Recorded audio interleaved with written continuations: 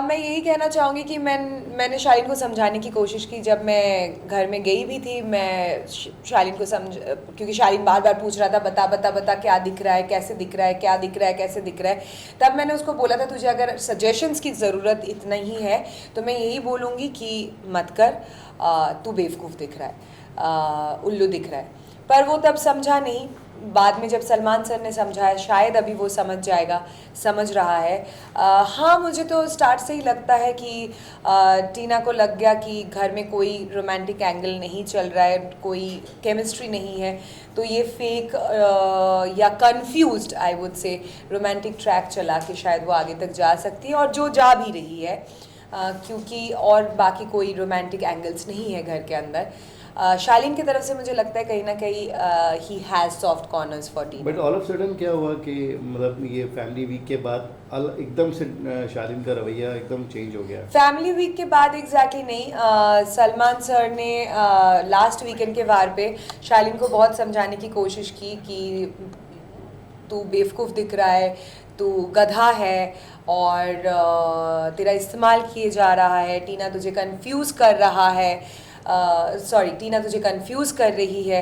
तो उस वीकेंड के बाद से ही शालीन को कहीं ना कहीं थोड़ा कन्फ्यूजन्स हो रहा है। बट मैं ये भी बोलूँगी कि शालीन भी बहुत ज़्यादा कन्फ्यूज्ड है, क्योंकि वो भी कोई 5-10 साल का बच्चा नहीं है।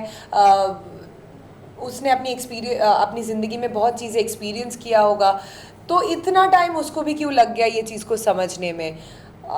सो I would say the fault is both ways. अच्छा, वो जो स्टैन के साथ में झगड़ा हुआ था अर्चना का, उसमें आपने कुछ सुना था जिसके पीछे बवाल हो गया था, वो बोल रहे थे, आपने तो खुद सुना, तो आप उस बारे में क्या बोलना चाहेंगी?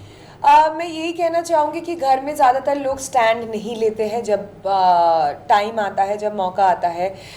जब मैंने वो लाइन सुनी, अर्चना जब बोल रही थी, बोल के चली गई, तो स्टैंड ने सबसे पहले बोला, अरे गाली दिया गाली दिया गाली दिया। तब मैंने बोला गाली दिया ना, और फिर मैंने वो लाइन जो अर्चना बोल के चली गई, वो लाइन को रिपीट किया। तो अगर वो आपके गाने का लाइन है तो आपको तो पता ही होगा, क्योंकि आपने ही वो गाना गाया है। तो उस वक्त आपने मुझे ये क्यों नहीं बोला, अरे अरे मत बोल, ये गलत चीज़ है, ये तो मेरे गाने का लाइन है। तो आप पहले बोलते हो अरे गाली दिया, लड़की ने गाली दी, और फिर जब मैंने बोला तूने भी सुना ना गाली दिया, क्योंकि मुझे नहीं पता, मैंने उनके स्टैन के गाने कभी नहीं मैं सुनी हूँ।